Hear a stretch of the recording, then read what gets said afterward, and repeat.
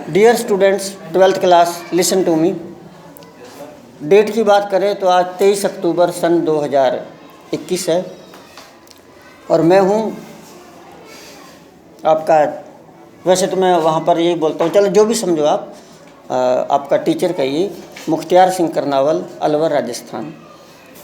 हम पढ़ रहे थे जो सेकंड बुक है विस्टास, उसका फर्स्ट लेसन थर्ड लेवल यानी कि तीसरा स्तर, जिसका फर्स्ट पार्ट हम पढ़ चुके हैं और आज हम सेकंड पार्ट पढ़ रहे हैं। लेकिन विद्यार्थियों ये ध्यान रखना कि लाइव का मतलब जिंदा होता है, LIVE लिव मतलब रहना या जीवित होना, और DIE डाई मीन्स मरना। तो ये लिव तो वर्ब है और लाइव का अर्थ मतलब उच्चारण में फ़र्क है। जीना या जीवित रहना जो वर्ब है अपनी, लिव मतलब जीना जीवित रहना, सेकंड फॉर्म लिव्ड और थर्ड फॉर्म लिव्ड, तो वो जीवित रहना है। और LIVE इसको हम लिव ना बोल के इसको हम लाइव बोलते हैं, और लाइव का मतलब है सीधा प्रसारण। ये फॉर्म नहीं है, इट्स नॉट अ फॉर्म, सीधा लाइव बोलते हैं। अभी लाइव चल रहा है, ये सोशल मीडिया अब आया है। पहले टीवी पर जब मैच चलते थे तो लाइव लिखाता था, बहुत 20 साल 30 साल पहले की बात कर रहा हूँ। तो लाइव है, जिंदा क्लास है, तो जिंदा लगनी भी चाहिए। हालांकि आप बच्चों की तस्वीरें नहीं आ रही, लेकिन सुनने वालों को लगना चाहिए कि वाकई में लाइव है, बच्चे सामने बैठे हैं। अगर कोई रिलेवेंट बात हो, ठीक होता बात बोल भी सकते हैं, जिसमें रुक जाऊँ तो पूछ भी सकते हैं। Okay sir. और जैसे हंस भी सकते हैं बीच में, अगर कोई हंसने की बात हो तो, है ना, तो वो इट इज़ गुड। तो now come to the point. कारण ये है, एक और चीज़ बता दूं, लेसन तो हो जाएगा स्टार्ट, क्योंकि मुझे पढ़ाते हुए मैं 1999 से पढ़ा रहा हूँ। 21 या 22 साल हो गए। 21-22 सालों में मैंने बहुत पढ़ाया, बहुत एक से एक क्लासेज दी, छोटे बच्चों को भी दी, जो बड़े बच्चे होते हैं कॉलेज के उनको भी क्लासेज दी, अच्छी क्लासेज। उस टाइम ये चीज़ें नहीं थी, काश हम रिकॉर्ड कर लेते तो आज हम ही उनको सुनते, लेकिन वो चीज़ें जो अच्छी निकल गई वो दोबारा हम नहीं सुन सकते। तो जो थोड़ा बहुत बचा खुचा उसको तो हम रिकॉर्ड कर लें। अब स्टार्ट करते हैं। ये तो एक अलग से बात होगी ना। हाँ, स्टार्टिंग मैंने किया था, मुझे 500 रुपये महीना मिलते थे, और एक स्कूल थी जब मैं फर्स्ट ईयर का स्टूडेंट था, सेकेंड ईयर का स्टूडेंट था सन 1999 में। तो वहाँ एक स्कूल थी 10वीं तक, वहाँ पढ़ाता था मैं। इस पर बाद में बात करेंगे। Come to the point. पहले मैं हिंदी पढ़ूँ फिर इंग्लिश पढ़ूँ, क्योंकि पहले मैं थोड़ा हिंदी पढ़ दूंगा तो फिर आपको थोड़ा समझ आने लग जाएगा। तो वो तीसरे तल पर जो जाता है वो मतलब स्टेशन से जब सबवे का रास्ता चुनता है चार्ली, कि मैं सबवे जो अंडरग्राउंड रास्ता होता है उसके ज़रिए मैं घर जल्दी पहुंच जाऊंगा, ताकि मैं अपनी वाइफ से मिलूं। हर किसी की इच्छा रहती है कि वो घर जल्दी पहुंचे, बच्चों के पास जाए, लेकिन वो तब अचानक वो तीसरे तल पर पहुंच जाता है। तो क्या होता है, कभी कभी मुझे लगता है ग्रैंड सेंट्रल एक पेड़ की तरफ फैल रहा है। पढ़ दिया था ना ये तो, चलो कोई बात नहीं, दोबारा पढ़ लो। जड़ों की तरफ नए नए कॉरिडोर और सीढ़ियां निकलती रहती हैं।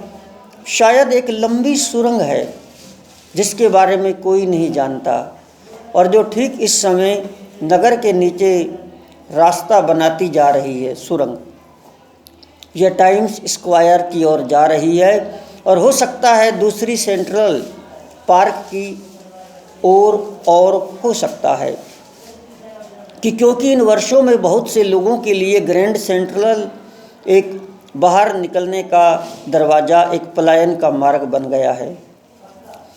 संभव है उसी तरह से वह सुरंग जिसमें मैं घुसा था, पर मैंने अपने मनोरोग चिकित्सक मित्र को इस विचार के विषय में कुछ भी नहीं बताया। अब मैं इंग्लिश पढ़ूंगा और मैं चाहूँगा कि मेरी इंग्लिश को सुनकर, ताकि जो बच्चे देख रहे हैं इसको आगे, इस वीडियो को कहीं पर भी, तो वो ये भी देखें कि ये पढ़ाने वाला, इसलिए इंग्लिश पढ़ रहा हूँ कि ये ऐसे ही नहीं है, इसकी भी इंग्लिश कितनी अच्छी है। क्योंकि हर टीचर की इंग्लिश इतनी अच्छी इंग्लिश रीडिंग होती नहीं है, उससे फ़र्क पड़ता है कि कईयों का क्या, हमारे हिंदुस्तान में उच्चारण बहुत गलत बोलते हैं। तो मेरे उच्चारण आपको 90% ठीक मिलेंगे, 10% की गड़बड़ हो सकती है। मेरी स्पीड, मेरी बॉडी लैंग्वेज, क्योंकि किस तरीके से मैं उसको बोलूँगा कि ऐसे लगेगा कि चीज़ समझ आएगी, और उससे आप भी सीखें कि ऐसे पढ़ा जाता है। इस वजह से पढ़ रहा हूँ। अब मैं इसकी इंग्लिश पढ़ता हूँ। हालांकि एक बार घर पर पढ़ लो तो थोड़ी सी प्रैक्टिस हो जाती है, पर मैंने अभी इससे घर पर पढ़ा नहीं। Sometimes I think grand central is growing like a tree, pushing out new corridors and staircases like roots.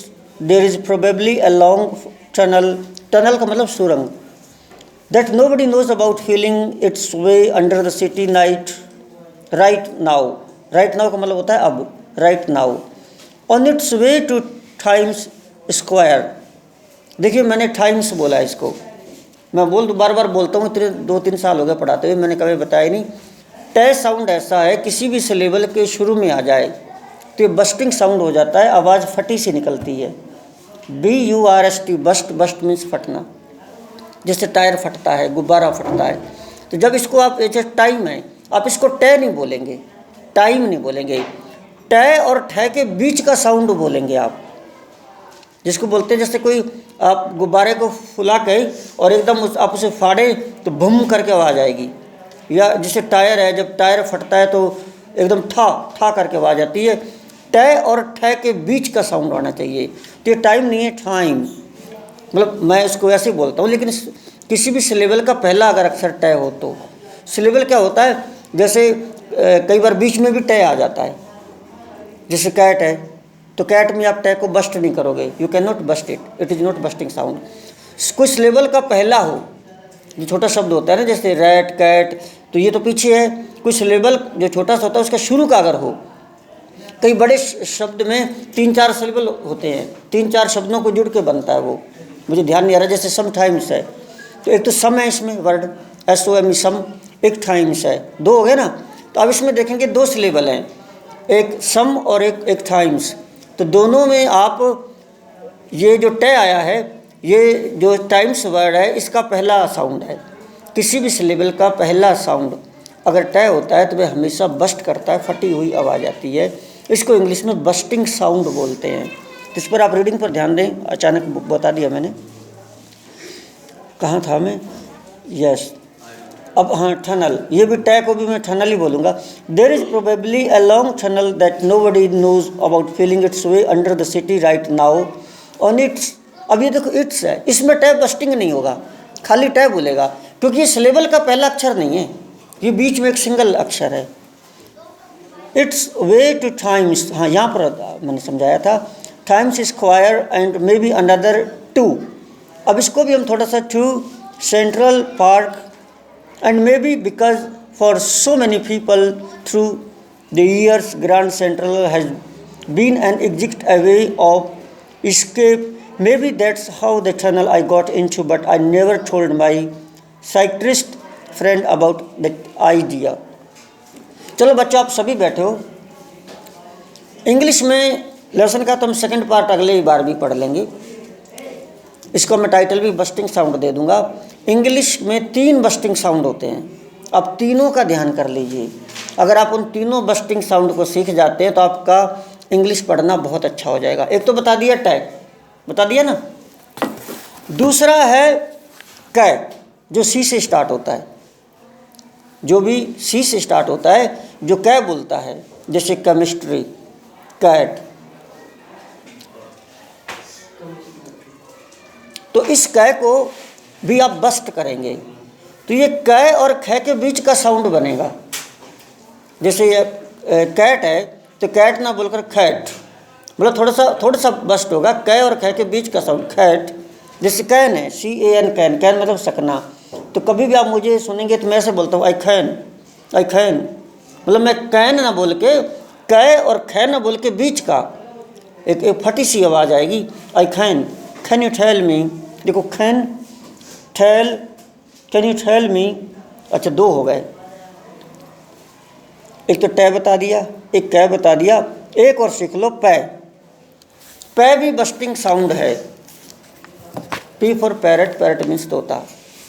पै को जब भी आप बोलेंगे किसी भी सिलेबल का अगर फर्स्ट साउंड है तो पै और फै के बीच का साउंड आएगा, पै और फै के बीच का साउंड आएगा। जैसे पै से ध्यान दो, पैरट ही ले लीजिए आप, पैरट मीन्स तोता, ये पैरट नहीं है, हम इसे बोलते हैं पै और फै के बीच का साउंड निकालो आप, पैरट, पैरट। अचानक मुझसे अब नहीं निकल पा रहा, लेकिन कई बार आप देखेंगे जब मैं रीडिंग लगाऊंगा तो अपने आप निकलेंगे। और देख लो आप, पैसे कोई और ध्यान दिलाओ मुझे। हाँ, पिंक, कलर इज पिंक। अब देखो कलर क्या है, सी से स्टार्ट है, तो मैं कलर ना बोल के मेरा आप साउंड ही देख लेना, the colour is pink, colour is pink. Cute, cute ना बोल के क्यूट। कई बार बहुत सारे आएंगे, मैं आपको थोड़ा सा आज नोटिस करके दिखाऊंगा, ये आपके सीखने की बात होगी, बस्टिंग साउंड। हाँ, लिखने में वही आएगा, बोलने में तभी तो अच्छा उच्चारण तो यही है, ये तो नियम है इंग्लिश का। तो चलो हम देखते हैं आगे। जैसे अब ये है द कॉरिडोर, कॉरिडोर ना बोल के corridor, the corridor I was, पहले मैं इसकी हिंदी पढ़ दूँ।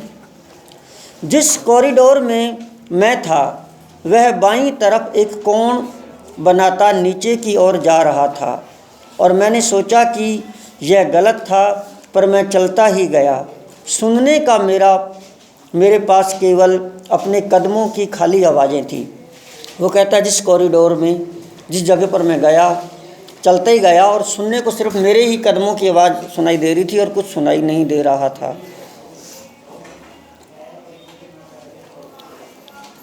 और मुझे रास्ते में कोई व्यक्ति नहीं मिला, अकेला। तब मुझे आगे एक प्रकार का खोखला शोर सुनाई दिया, जिसका अर्थ है खुला मैदान और बोलते हुए लोग। सुरंग तेजी से बाईं ओर मुड़ती थी। मैं एक छोटी सीढ़ी से उतरकर नीचे पहुंचा और ग्रैंड सेंट्रल के तीसरे तल पर पहुंच गया। अब पहुंचा तीसरे तल पर। केवल एक क्षण के लिए मुझे लगा कि मैं एक दूसरे तल पर वापस आ गया हूँ।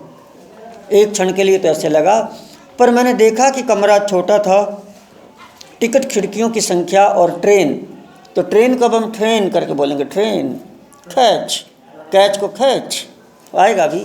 ट्रेन के दरवाजे कम थे और मध्य में बना सूचना कक्ष लकड़ी की और पुराने डिजाइन का था, और उस कक्ष में खड़े व्यक्ति ने हरे रंग से पलकें रंगी थी और लंबे बाजू के काले बाजू रक्षक पहने थे। दीपक मंद थे और एक तरह से टिमटिमा रहे थे। और तब मैंने देखा कि अरे वे तो खुली ज्वाला वाली गैस लाइटें थी। देखिए 1894 की बात है। उस ज़माने का जो फैशन था ये इस प्रकार का था। अब वैसे लोग हैं, हरे रंग की पलकें, पलकों पे हरा रंग करते थे उस ज़माने में लोग। उस जगह पहुंचा ना, उस कल्पना में पहुंचा। लंबे बाजू, काले बाजू रक्षक पहने थे, इस प्रकार के कपड़े पहनते थे। दीपक मंद थे, मध्यम मध्यम दीपक जला करते थे, और जो उसमें जो लालटेन होती है उस प्रकार के। अब मैं इसका इंग्लिश पढ़ता हूँ, आप इसमें बस्टिंग साउंड का ध्यान देंगे कि मैं क्या पढ़ रहा हूँ। जो भी आएंगे मैं उसी के ऊपर आप ध्यान देना, फोकस रखना। कै, टै और पै, तीन है bursting sound. Yes, the corridor I was in begin angling left that slanting downward, and I thought that was wrong, but I kept, ये कै बोलेगा क्योंकि ये कै है, वो सी वाला नहीं है। I kept on walking all I could, अब ये could ना बोल के I could hear was the empty sound of my own footsteps, and I didn't pass, अब pass ना बोल के मैंने बोला I didn't pass a soul. Then I heard that sort of hollow roar ahead, that means open space and people talking. अब मैंने देखो people, पै ना बोल के people और टै ना बोल के talking, people talking, the tunnel turned। ये तभी अच्छे लगते हैं जब हम स्पीड से पढ़ते हैं। sharp left, I went down a short flight of stairs and came out on the third level of Grand Central Station. For just a moment I thought I was back on the second level, but I saw the room was smaller. There were fewer ticket windows and train gates, and the information booth in the center was wood and old looking, and the man in the booth wore a green eye shade and long black sleeves protectors. देख लो मेरा sound सुन लो, पै को कैसे बोला है मैंने, protectors. The lights were dim and sort of flickering. Then I saw why. They were open flame gas lights. वहाँ का विवरण है, आगे और आएगा, देखिए आप। तो एक बार मुझे ध्यान दे लीजिए, बस्टिंग साउंड 3 होते हैं, कौन कौन से? पै, टै और कै। सी फॉर कैट, पै फॉर पैरेट और टी फॉर टाइम, टाइम है ना, कुछ भी वो बोल सकते हैं। Yes, come to the point, next. फर्श के ऊपर पीतल के थूकदान रखे थे। देखिए 1894 में पीतल बहुत ज़्यादा चलता था, आजकल स्टील चलता है। सुनिए, पीतल, ध्यान दीजिए, पीतल बहुत ज़्यादा चलता था, तो क्या लोग क्या करते थे, थूकदान पीतल के रखते थे, उसमें थूकते थे कुछ भी, पान वगैरह खा के। उस ज़माने की चीज़ें मिली उसे। फर्श के ऊपर पीतल के थूकदान रखे थे और स्टेशन की दूसरी ओर मेरी आंखों में एक रोशनी की क्षणिक चमक आई। कोई व्यक्ति अपनी जैकेट की जेब से सोने की घड़ी निकाल रहा था। क्या बात है, 1894 में लोग सोने की घड़ियां पहनते थे, आजकल तो कोई सी नहीं पहनते। उसने तेजी से उसका कवर हटाया, अपनी घड़ी को देखा और क्रोधित हो उठा। वह एक डर्बी हैट, मतलब डर्बी प्रकार के गोल हैट टोप पहने जाते थे, और छोटे लेपल वाला 4 बटन का सूट पहने था। 4 बटन वाले छोटे सूट पहने जाते थे और उसकी बड़ी काली मूछें थी। उस ज़माने में 100 साल पहले लोग बड़ी बड़ी मूछें रखते थे, उस पर डाई करते थे। डाई तो आज भी करते, पहले ज़्यादा करते थे। बड़ी बड़ी मूछें रखते थे और उनको बड़ दे के कुंडियाँ बना बना कर रखते थे। आजकल ये ज़्यादा चला है शेविंग का। तो क्या कहता है, उनको बड़ी काली मूछें थी जो दोनों तरफ ऊपर की ओर मुड़ी थी, ऐसे कुंडी बनी हुई थी ऊपर की, जैसे सरदार लोग रखते हैं, कुंडी बनी थी। और देखिए आप, उस ज़माने में जाइए, आप भी महसूस करिए। फिर मैंने चारों ओर देखा और पाया कि स्टेशन पर हर व्यक्ति 1890 या उसके पास के समय वाले कपड़े पहनने था। उस ज़माने में पहुंच गया वो। मैंने अपने जीवन में कभी इतनी दाढ़ियाँ, हर आदमी की दाढ़ी, जिसको देखो दाढ़ी, गाल के बाल, ये हैं जो गाल के बाल यहाँ से, इसको बोलते हैं साइड बोर्ड्स। पुराने ज़माने में अगर आप अभी पुरानी फिल्मों को देखोगे तो वहाँ चौड़ी चौड़ी ऐसे यहाँ रखते थे, ऐसे ऐसे, बहुत फैशन था, महाराणा प्रताप टाइप। लेकिन अब लोग नहीं रखते हैं ना, मैंने भी बहुत रखी हैं। तो गाल पर बड़े हुए जो बाल हैं, साइड बोर्ड्स। और क्या बता रहा है, और फैंसी मूछें नहीं देखी, ऐसी गजब मूछें थे, किसी ने सीधी कर रखी हैं, किसी ने ऐसे बड़ दे रखे हैं। ट्रेन के गेट से एक औरत अंदर आई। वह एक ऐसी ड्रेस पहनी थी जिसके बाजू लेग ऑफ मटन के डिज़ाइन के थे। लेग ऑफ मटन के डिज़ाइन के, मटन का डिज़ाइन कुछ इस प्रकार के उसके बाजू बने हुए थे। वो कैसा, मैंने तो देखा नहीं, आई डोंट नो, मुझे इतना नहीं पता। और उसकी स्कर्ट उसके ऊंचे बटनों वाले जूते के ऊपरी भाग तक आती थी। इनकी स्कर्ट इस प्रकार की पहनते थे कि उनके जो जूते हैं, ऊंचे बटनों वाले जूते ऐसे थे, ऊंचे थे और उन पर बटन लगे होते थे। पता नहीं ऊंची एडी वाली थे कि कैसे थे। जूते के ऊपरी भाग तक आती थी। उसके पीछे पटरी के ऊपर मैंने एक इंजन की झलक देखी, गाड़ी का, ट्रेन का इंजन। आपने अभी तो नए, अब तो सारे इलेक्ट्रॉनिक इंजन हैं, हमने देखे हैं वो काला सा धुआं निकलता हुआ और कोयले वाले, और पुराने टाइप के इंजन मैंने भी बहुत देखे हैं आज से 20 साल पहले। अब तो सारा इंजन का सिस्टम ही बदल गया। यह करियर एंड ईवज कंपनी का बड़ा छोटा सा इंजन था। करियर एंड ईवन बहुत पुरानी कंपनियां इंजन की, रेलवे के इंजन की, उन कंपनियों के इंजन जिसकी पीक फनल ऊपर चिमनी जैसी चिमनी थी। और तब मैं जान गया कि मैं कहाँ पहुँच गया हूँ। अब इसकी इंग्लिश पढ़ रहा हूँ। पै, टै और कै, तीनों बस्टिंग साउंड का ध्यान रखना। और मैं पढ़ रहा हूँ, कहाँ चला गया, देर वॉज यहीं पर था ना, हाँ। स्पिट का मतलब थूकना, स्पिटन्स थूकदान। There were brass spittoons on the floor and across the station a glint of light caught my eye. A man was pulling a gold watch from his vest pocket. He snapped open the cover. देखो cover, मैंने क्या बोला ध्यान दीजिए। Cover glanced at his watch and frowned. He wore a derby hat, a black four-button suit with tiny lapels, and he had a big black handlebar mustache, मूछें. Then I looked around and saw that everyone in the station पर हर कोई was dressed like 1890 something. I never saw, मैंने कभी नहीं देखा so many beards, इतनी दाढ़ियाँ, sideburns, ये कलमे, and fancy mustaches in my life. A woman walked in through the train gate.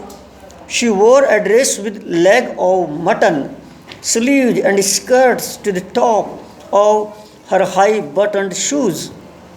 Back of her, out on the tracks, I caught a glimpse of ना बोल के of a locomotive, गाड़ी का engine.